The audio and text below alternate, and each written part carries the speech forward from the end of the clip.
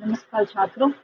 आज के इस अध्याय में पाठ 7 परमाणु सिद्धांत तत्वों का आवर्त वर्गीकरण व गुणधर्म के अंदर हम आज पढ़ेंगे परमाणु की संरचना के बारे में।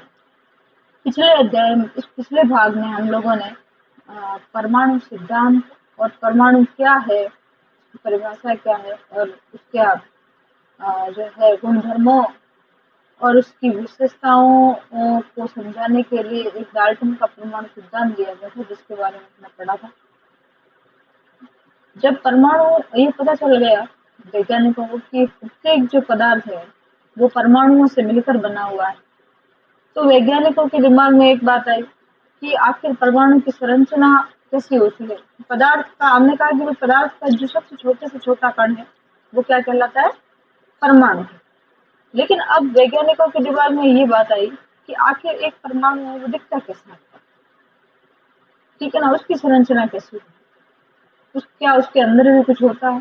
तो विभिन्न प्रकार के प्रयोगों के आधार पर अलग अलग वैज्ञानिकों ने समय समय पर अपने जो मॉडल है परमाणु से संबंधित वो प्रस्तुत की, जिसमें से मुख्य रूप से 3 प्रकार के मॉडल जो है दिए गए। जिसमें सबसे पहला मॉडल था थॉमसन का परमाणु मॉडल, दूसरा था रदरफोर्ड का मॉडल और तीसरा था इसका निल्स बोहर का परमाणु मॉडल। तो इन तीनों के बारे में अपन लोग विस्तार से पढ़ेंगे। सबसे पहला जो मॉडल है वो है थॉमसन का प्लम पुडिंग मॉडल। थॉमसन का जो परमाणु मॉडल है, उन्होंने जो परमाणु की संरचना दी उसमें ये कहा कि परमाणु जो है वो धन आवेशित गोला है। कैसा गोला है? धन आवेशित गोला होता है, और इस गोले के अंदर कहीं कहीं पर जो ऋण आवेश है वो बिखरा हुआ। पूरा का पूरा जो गोला है वो क्या होता है, धन आवेशित है, और बीच बीच में यहाँ पर जो ऋण आवेश है वो पाया जाता है, ठीक है। और इस के अंदर जो धन आवेश और ऋण आवेश की मात्रा होती है वो बिल्कुल क्या होती, बराबर होती। मतलब इनके कहने का मतलब ये था कि धनावेश पूरा बिखरा हुआ है और इसके बीच बीच में जो है ये ऋण आवेश है। इस मॉडल को प्लम पुडिंग मॉडल कहा गया। प्लम पुडिंग जो है एक विदेशी मिठाई है, जिसकी जो अपन तुलना है वो हमारे यहाँ के मोतीचूर के लड्डू से भी कर सकते हैं। जैसे मोतीचूर के लड्डे में जो बूंदी के दाने हैं उनको आप ये धनावेश मान लें, और उनके बीच में जो इलायची के दाने होते हैं उनको आप क्या मान लें, ये ऋण आवेश। इसका एक और जो है तुलना हम लोग कर सकते हैं, जो हमारे यहाँ पर वाटरमेलन आता है, तरबूज जो आता है, तरबूज से कर सकते हैं। जैसे तरबूज का जो लाल भाग जो होता है, पल्प वाला भाग, गुदा जो होता है, उसको आप धनावेश मान लें कि ये पूरा जो है धनावेश इसके अंदर बिखरा हुआ। और जो बीच बीच के अंदर जो इसके बीज है उनको आप मान लीजिए ऋण आवेश। क्या मान लीजिए? ऋण आवेश। तो इस प्रकार की जो संरचना है वो इन्होंने दी परमाणु की संरचना। लेकिन कई बातों में ये मॉडल फिर फेल हो गया, ठीक है ना। कहीं जो परमाणु से संबंधित जो तथ्य थे उनको ये मॉडल नहीं समझा पाया, तो इस मॉडल को अस्वीकार कर दिया गया। अगला जो मॉडल आया था वो आया था रदरफोर्ड का मॉडल। किसका मॉडल था? रदरफोर्ड का परमाणु मॉडल। इन्होंने परमाणु की संरचना को समझाने के लिए एक प्रयोग किया था, और उस प्रयोग को नाम दिया गया है रदरफोर्ड का अल्फा प्रकीर्णन प्रयोग। कौन था? अल्फा प्रकीर्णन प्रयोग इसका नाम था। इस प्रयोग में इन्होंने क्या किया था कि यहाँ पर जो है इसको नाम क्या दिया गया, इसको नाम दिया गया अल्फा प्रकीर्णन प्रयोग, ठीक है। अल्फा प्रकीर्णन प्रयोग को इसको नाम दिया गया क्योंकि इन्होंने यहाँ पर जो है अल्फा कणों की, अल्फा कण क्या होते हैं, हीलियम के नाभिक होते हैं, उन अल्फा कणों का प्रयोग इसके अंदर किया। और इसके अंदर इन्होंने क्या किया, एक सोने की पतली पन्नी, सोने की जो आपको बीच में दिख रही है ये क्या है, सोने की एक पतली पन्नी है। ये पतली पन्नी का एक प्रयोग किया और इसके पीछे की ओर एक प्रतिदीप्त पर्दा रख दिया, ठीक है। प्रतिदीप्त क्या रख दिया? पर्दा रख दिया। प्रतिदीप्त मतलब जिसके ऊपर कुछ न कुछ चमक उत्पन्न हो रही हो, ऐसा पर्दा यहाँ पर रख दिया। इस पर इन्होंने क्या किया, अल्फा कणों का बौछार करवाया। ये जो होती है एक गन होती है, अल्फा गन होती है। गन या किसी भी माध्यम से इन्होंने क्या किया, इस पन्नी के ऊपर इन्होंने क्या किया, अल्फा कणों की बौछार। ये तो इनका प्रयोग था, जो मॉडल जो इन्होंने व्यवस्था की थी। अब इसके जो प्रेक्षण जो उन्होंने देख लिए, जब उन्होंने ये प्रयोग किया और उसके जो परिणाम जो सॉरी इसके प्रेक्षण उन्होंने जो देखे थे वो बड़े ही आश्चर्यजनक थे। क्या प्रेक्षण थे उसको आप देखिए। इन्होंने देखा कि जब इन्होंने ये मान लीजिए ये सोने का परमाणु, परमाणु सोने की पन्नी है, वो किससे मिलकर बनेगी, सोने के परमाणु से। ये मान लो सोने का परमाणु है और इसके ऊपर जब इन्हें अल्फा कणों की बौछार करवाई, तो इन्होंने मुख्य जो इन्होंने प्रेक्षण जो इन्होंने देखे वो क्या देखे लिए थे। इन्होंने देखा कि अधिकांश जो ये अल्फा कण है वो सीधे ही इस पन्नी को क्या कर गए, पार कर गए। जिनकी चमक है वो प्रतिदीप्ति जो है वो इस जो पीछे की ओर पर्दा रखा हुआ था इसके ऊपर उत्पन्न हो गई। ठीक है। कुछ जो अल्फा कण थे वो अपने मार्ग से इस प्रकार से क्या हो गए, विचलित हो गए। तो देख रहे हैं आप, जो यहाँ से ये मार्ग से क्या हो गए, विचलित।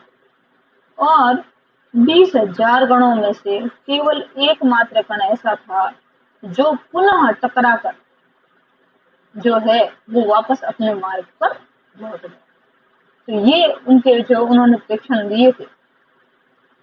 अब इस आधार पर इन्होंने जो निष्कर्ष निकाला वो क्या निकाला उसको आप समझ।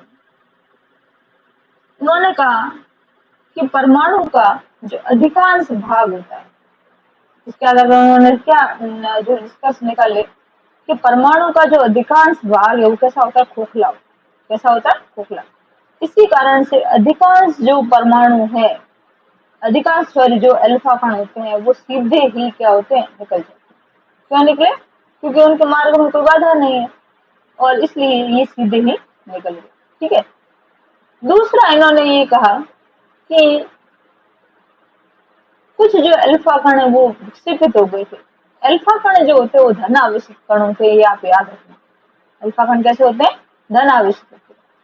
अब उन्होंने कहा कि कुछ कण विक्षेपित इसलिए हो गए कि कहीं कहीं पर उन्होंने कहा कि कुछ जगहों पर इलेक्ट्रॉन पाए जाते हैं। क्या पाए जाते हैं, इलेक्ट्रॉन पाए जाते हैं। और ये इलेक्ट्रॉन कैसे होते हैं, ऋण आवेश। और ये ऋण आवेशित इलेक्ट्रॉन क्या करते हैं, अल्फा कणों को, अल्फा कण धनावेशित है तो जो ऋण आवेशित कण है वो धनावेशित को अपनी ओर क्या करेंगे, आकर्षित करेंगे। तो जैसे ये कण सीधा जा रहा है और यहाँ पर कोई इलेक्ट्रॉन है तो ये अपने उसको आकर्षित करेगा, तो उसके मार्ग से वो अपने मार्ग से क्या हो जाएगा, विचलित हो जाएगा। ठीक है ना। तीसरा इन्होंने जो प्रेक्षण था तो इन्होंने कहा, ये कहा है कि परमाणु का जो मध्य भाग होता है वो धन आवेशित होता है। कैसा होता है, धन आवेशित भाग होता है। और जब अल्फा कण इस धनावेशित भाग से टकराते हैं तो एक तीव्र प्रतिकर्षण होता है। जब दो समान आवेश आपस में टकराएंगे तो उनके अंदर क्या होता है, प्रतिकर्षण। प्रतिकर्षण का मतलब होता है कि अगर कोई सामने से चीज आ रही है तो वापस उसको दूर की तरफ फेंकना। इसलिए एक जो अल्फा कण होता है वो वापस अपने दिशा के अंदर जाता है। तो ये उनके परिणाम थे। अब इन ईश्वर ये इसके निष्कर्ष थे और इस आधार पर उन्होंने जो परमाणु की संरचना दी वो क्या थी। उन्होंने कहा था ना, परमाणु का जो अधिकांश भाग होता है वो जो मध्य भाग है वो धन आवेशित है। धन आवेशित क्यों होता है, उसका कारण होता है कि इसके अंदर क्या पाए जाते हैं, प्रोटॉन पाए जाते हैं। क्या पाए जाते हैं, प्रोटॉन। और प्रोटॉन कैसे होते हैं, धन आवेशित कण होते हैं। तो अधिकांश जो मध्य भाग होता है वो मध्य भाग भारी होता है और वो कैसा होता है, धन आवेशित। लेकिन प्रोटॉन के साथ साथ में एक कण और पाए जाते हैं, वो न्यूट्रॉन के। ये जो ऑरेंज कलर में ये कौन से कण है, प्रोटॉन कण।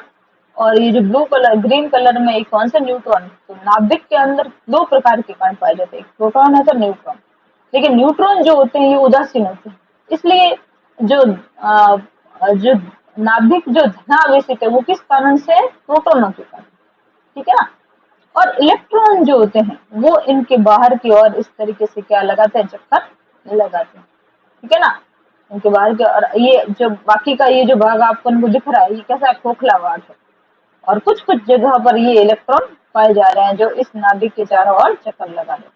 तो इस प्रकार से जो परमाणु की संरचना इन्होंने दी अपने इस निष्कर्ष के आधार पर, उसमें इन्होंने ये बताया कि परमाणु का जो मध्य भाग होता है वो क्या कहलाता है, नाभिक कहलाता है। और नाभिक में दो प्रकार के कण होते हैं, प्रोटॉन और न्यूट्रॉन। और इलेक्ट्रॉन जो है वो इनके चारों ओर इस तरीके से जो है क्या लगाते हैं, चक्कर लगाते हैं। ठीक है। और अधिकांश जो भाग होता है वो परमाणु के बीच का वो क्या रहता है, खोखला रहता है। उन्होंने ये कहा कि इलेक्ट्रॉन जो होते हैं वो नाभिक के चारों ओर चक्कर लगाते हैं। अब ये जो परमाणु रदरफोर्ड का जो परमाणु मॉडल जो इन्होंने ये परमाणु की संरचना लिखी वो सबसे ज्यादा मान्य संरचना है, सबसे ज्यादा मान्य संरचना है। आज भी जो हम परमाणु की संरचना पढ़ते हैं तो यही संरचना पढ़ते हैं कि परमाणु का जो मध्य भाग है वो क्या है, नाभिक है। नाभिक के अंदर दो प्रकार के कण पाए जाते हैं, प्रोटॉन और न्यूट्रॉन। और इस नाभिक के चारों ओर इलेक्ट्रॉन जो है वो चक्कर लगाते हैं। लेकिन कुछ बातें ऐसी थी जिनको ये भी नहीं समझा पाए। इन्होंने एक बात कही थी कि परमाणु जो नाभिक है, नाभिक के चारों ओर इलेक्ट्रॉन क्या लगा रहे हैं, चक्कर लगा रहे हैं। नाभिक के चारों ओर इलेक्ट्रॉन क्या लगा रहे हैं, चक्कर लगा रहे, लगातार चक्कर लगा रहे। तो इनसे ये पूछा गया कि जब कोई कण है किसी चक्कर लगा रहा है तो चक्कर लगाते लगाते उसकी ऊर्जा क्या हो जानी चाहिए, कम हो जानी चाहिए। और जब किसी की ऊर्जा कम होगी तो इसकी जो ये धीरे धीरे ये ऊर्जा कम होते होते ये किसमें समा जाना चाहिए, नाभिक। आपने कभी एक लट्टू जो आता है जिसको हम डोरी से बांध के घुमाते हैं, या ऐसे बच्चों के आते हैं घुमाने वाले लट्टू, अगर उसको घुमाओगे तो वो काफी देर तक तो बड़ा सर्कल में घूमता जाएगा, लेकिन जैसे जैसे उसकी ऊर्जा कम होती जाएगी वो बिल्कुल बीच में आके घूमता घूमता आके रुक जाता है। तो बिल्कुल इसमें भी इन्होंने यही जो बात इनसे पूछी गई कि आखिर इलेक्ट्रॉन जो होता है इसकी ऊर्जा कम क्यों नहीं होती है, लगातार क्यों चक्कर लगा रहा है। ठीक है ना। और अगर इसकी ऊर्जा कम होती हो जाती है तो ये तो धीरे धीरे एक स्थिति ऐसी आएगी कि इस नाभिक के अंदर ही समा जाए। और अगर ऐसा होता है तो परमाणु का अस्तित्व क्या हो जाए, खत्म हो जाएगा। लेकिन ऐसा कभी होता नहीं। लेकिन इस बात को जो रदरफोर्ड है वो नहीं समझा पाए। इसके बाद में अगले वैज्ञानिक आए थे, नील्स बोहर। परमाणु की संरचना यही थी, लेकिन उन्होंने जो रदरफोर्ड के परमाणु मॉडल में कुछ कमियां रह गई थी, उस कमियों को इन्होंने क्या किया, दूर किया। तो नील्स बोहर का जो परमाणु मॉडल है उन्होंने क्या कहा कि नाभिक जो, बाकी तो इन्होंने वही चीज बताई थी कि मध्य भाग नाभिक होता है, नाभिक के चारों ओर इलेक्ट्रॉन जो होते हैं ये इलेक्ट्रॉन निश्चित कक्षाओं में चक्कर लगाते हैं। ये जो कक्षाएं, और इन कक्षाओं को इन्होंने नाम दे दिया के एल एम एन, एन बराबर 1 2 3 4, ये कक्षाएं। ठीक है। और जब इलेक्ट्रॉन अपनी कक्षा में चक्कर लगा रहे होते, जैसे के में कोई इलेक्ट्रॉन चक्कर लगा रहा है, एल में चक्कर लगा रहा है, एन में चक्कर लगा रहा है, इन्होंने कहा कि जब कोई इलेक्ट्रॉन अपनी कक्षा में चक्कर लगा रहा होता है तो उसकी ऊर्जा कभी खत्म नहीं होती, उसकी ऊर्जा कभी खत्म नहीं होती। यानी ये जो कक्षाएं होती है वो निश्चित ऊर्जा वाली होती है। ठीक है ना। और इलेक्ट्रॉन एक निश्चित कोणीय संवेग वाले जो कोणीय संवेग वाले जो कक्षाएं होती है, जिसका इन्होंने कहा था कि इनका जो कोणीय संवेग है वो होना चाहिए NH/2 पाई। क्या होना चाहिए, NH/2 पाई इनका होना चाहिए, संयोग कोणीय संवेग।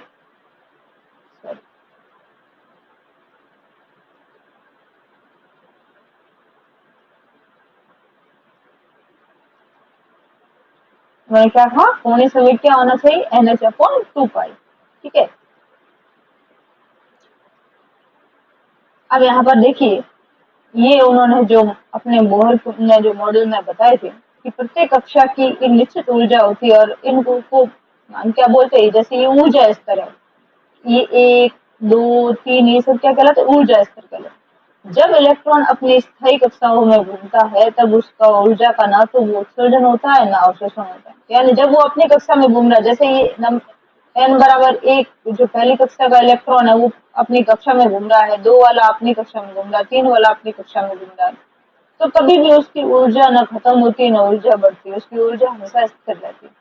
ठीक है। अब ये जब परमाणु एक कक्षा से दूसरी कक्षा में जाए, जैसे पहले सॉरी इलेक्ट्रॉन जो है वो एक कक्षा से दूसरी कक्षा में चला गया, दूसरी से तीसरी में चला गया, तो जब ये ऊपर वाली कक्षा में जाता है तो इलेक्ट्रॉन ये ऊर्जा का क्या करेगा, अवशोषण करेगा, और जब वापस नीचे की कक्षा में आता है तो उत्सर्जन होता है। लेकिन जब ये अपने ही कक्षा में चक्कर लगाते हैं तो इनकी ऊर्जा का ह्रास कभी नहीं होता है। तो ये जो है परमाणु मॉडल, बोहर का परमाणु मॉडल था, जिसमें उन्होंने जो कमियां रह गई थी रदरफोर्ड के परमाणु मॉडल में उसको दूर की। और ये मुख्य रूप से 3 मॉडल थे जो परमाणु संरचना से संबंधित थे। इस भाग से अगर आपको कोई किसी भी प्रकार की कोई समस्या हो तो आप कमेंट जरूर करिएगा। धन्यवाद।